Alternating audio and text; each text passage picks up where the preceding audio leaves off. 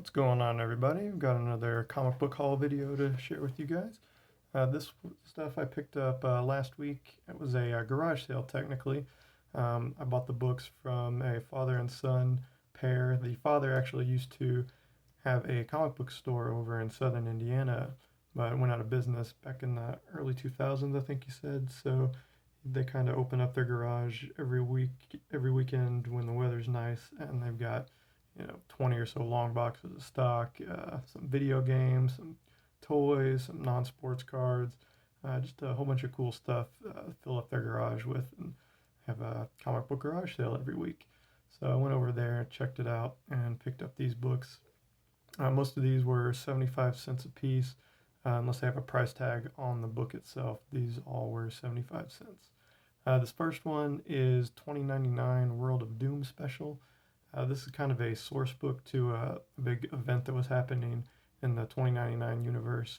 It was actually written by Warren Ellis, who did a run on Doom 2099, and kind of tells a story of what happens when Doctor Doom of 2099 becomes president of the United States, and just kind of the shenanigans that ensue for that.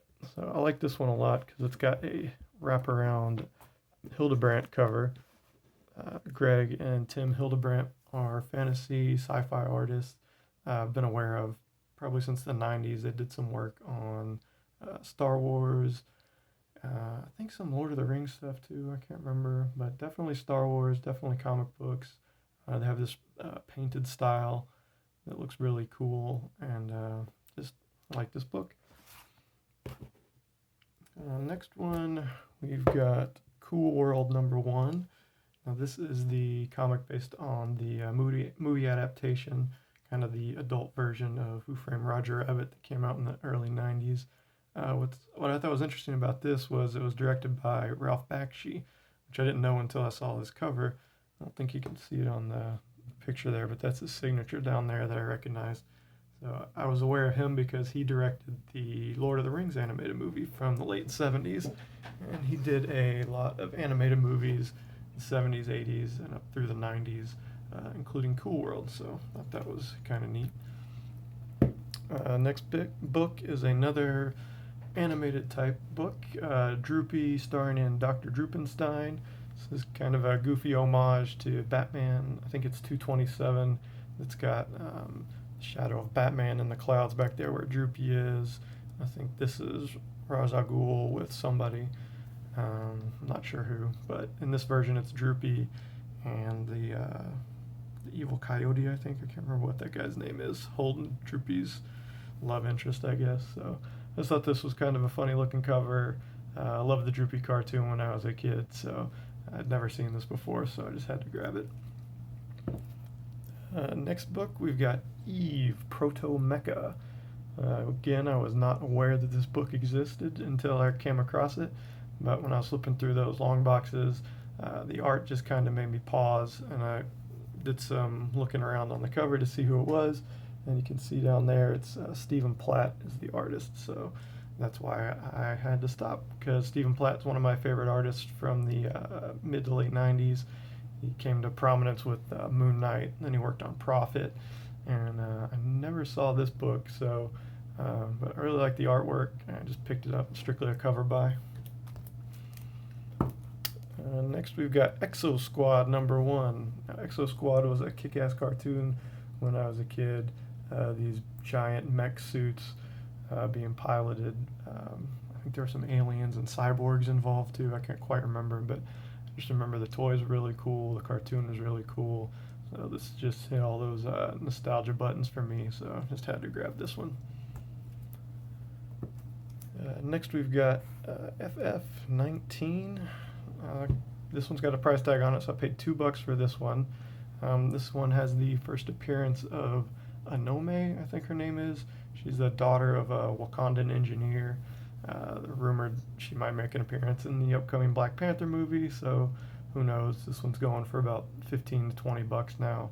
Just everything Black Panther is just kind of going through the roof right now. Any Shuri books or anything with Riri Williams, because she's going to make an appearance in it as well. All those are going nuts right now, so I just grabbed this and I'll hang on to it for a while and try to get 20-30 bucks for it probably. Next, we've got this quintessential 90s book here, the Homage Studios Swimsuit Special. If you were collecting like me back in the early to mid 90s, a bunch of the studios did these swimsuit specials. They're kind of knockoffs of the Sports Illustrated swimsuit special. Marvel did one. There was an X-Men. They had all the X-women and men in it. It was pretty funny. A bunch of the Image Studios did it. This one is the Homage Studios. This was the precursor to Jim Lee's Wildstorm Studios. So this studio had Jim Lee, Whilce Portacio, and Mark Silvestri in one studio, and they all contributed to this. So I had to pick this up. I think I was probably too embarrassed to buy it when I was a kid, but now that I'm a full-fledged creepy adult, I'll pick it up for 75 cents. Why not? Next we've got Iron Man 291. This was just another strictly cover buy, and it's a newsstand. It's not in the greatest condition, probably because it's a newsstand, but I like the cover because it's got War Machine and Iron Man on it. So I don't know what happens in this book. I've never read it, never saw it before, but strictly a cover buy. With Armor Wars coming out, this might see a bump. Who knows? All right, next stack, we've got Macross 2. This one's based off the Japanese animated series. I never watched Macross, or I watched Robotech before I watched Macross.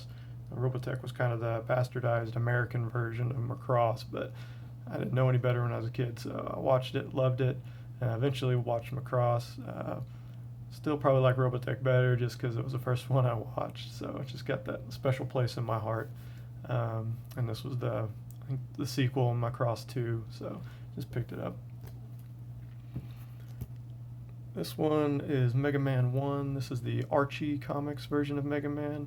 Paid $6 for this. This goes for anywhere between 15 and 20 bucks. I might get a little bit more because it's a newsstand, and I think this came out in the mid 2000s, so the newsstands are a little rare. Just picked it up for $6. We'll see what happens with it. Next wave, Agents of Hate. This is number 10. Again, this is just that Warren Ellis run that I'm trying to collect. There's, I think, 12 issues, so I've got about half of them now, so just pick this one up to add to the collection. Next, we've got Night Watch number 1. This is another quintessential 90s book. It's kind of a cross, the character's looks like a cross between Spawn and Spider-Man. But I love it because Ron Lim did it. Ron Lim's one of my favorite artists. I didn't really know who he was until I got back into comics last year. I remembered liking, Captain America, Silver Surfer. I think he did some of the Infinity Gauntlet stuff too after George Perez left. And I just started noticing that he drew a lot of the stuff that I loved when I was a kid. So there's no surprise that Night Watch, he drew Night Watch as well. So had to pick that up. Next two go together. We got Ninja High School number 1 and Small Bodied Ninja High School number 1. Shout out to my buddy Zako, who introduced me to Ninja High School when we were kids. It's kind of a goofy little Japanese comic book. And the small-bodied ones, I don't know if they are little people or if they are just really small children, but, it's hilarious. Next, we've got Origin of Galactus number 1. I think this is maybe a retelling of the Marvel supervillains Galactus. Came out in the 80s, and this one came out, looks like in 96, so I think it's just a retelling of that, but I love anything Marvel Cosmic and Galactus. He'll get into the MCU eventually, so I was happy to pick this up. Another book based on an anime is Professional Golgo 13. This was number 1. Now this is I never actually watched the anime, but I just remember it. When I was a kid, it was very popular with all my friends that liked anime. I watched a little bit of anime, but I never watched this one, but I recognize it, so 75 cents, why not? Next, we've got a sketch cover of Prophet and Chapel number 1. This is a Rob Liefeld cover, one of my favorite artists, and doing a sketch cover. I think this was a San Diego Comic-Con exclusive. I had to do a little research on this because I wasn't sure because Liefeld's name's not anywhere on it. I couldn't tell if it was Liefeld or Platt because their styles are so similar. But posted a question to a Facebook group I'm a part of, and they were able to point me in the right direction to tell me that this is actually Rob Liefeld cover. Next, we got RoboCop #1. This is the comic based on the popular movie, of course. And I picked this up for 75 cents, and I was surprised. This one actually goes between like 10 and 15 bucks, so who knew? But love me some RoboCop. All right, last few books here. We've got Vigilante #1. Now, I think this guy might end up being in the Peacemaker TV show, the HBO Max show that James Gunn's doing with John Cena for the Peacemaker character. So pick this one up for 75 cents. Why not? Last books are some Turtles books. This one was $4. This was from Volume 1. This is issue 43, the original Mirage run. Let me see. I think this might be... A lot of these were wraparound covers from their first Mirage run. So let me pop this open. Nope, this one is not a wraparound cover. Just looks like it's an ad for the Mirage Publishing their fan club, maybe. Who knows? So, trying to get as many of the turtle books as I can. There's a record sale #1, just a 9.8. We just went for $245,000 this week, so it's a little bit out of my price range. So I'll pick these ones up for $4 when I can. Another $3 Ninja Turtles book. This is again from that Volume 1 Mirage run. This is 56. I think this is the first cover appearance of Karai. And Karai, that's Shredder's granddaughter. She's pretty prominent in the Ninja Turtles storyline now, and probably from this point on, she probably took a bigger role. Next two, we've got some TMNT Adventures books. These were the Archie's run. This is Volume 2 Archie run. Volume 1 was just that 3-issue miniseries. So these are number 11 and 15 from that Volume 2. Picked these up for $1.50 each. They're both newsstands, and they're both in surprisingly good shape. Last two books are two more Turtle books. We've got TMNT. Oh no, is this Adventures? That's not. That's weird. It doesn't say Adventures on that one. Huh. Not sure. So this one, see, these say Adventures, Archie Adventures, and this is Archie's, but it doesn't say Adventures, so not sure what that is.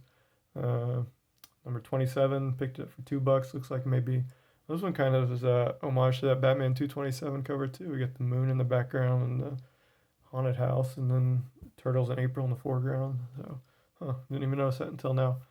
And then over here we've got the fall special with Leonardo in a kilt and some kind of sword that is not a katana. I'm not sure what this one is. It's a really goofy cover.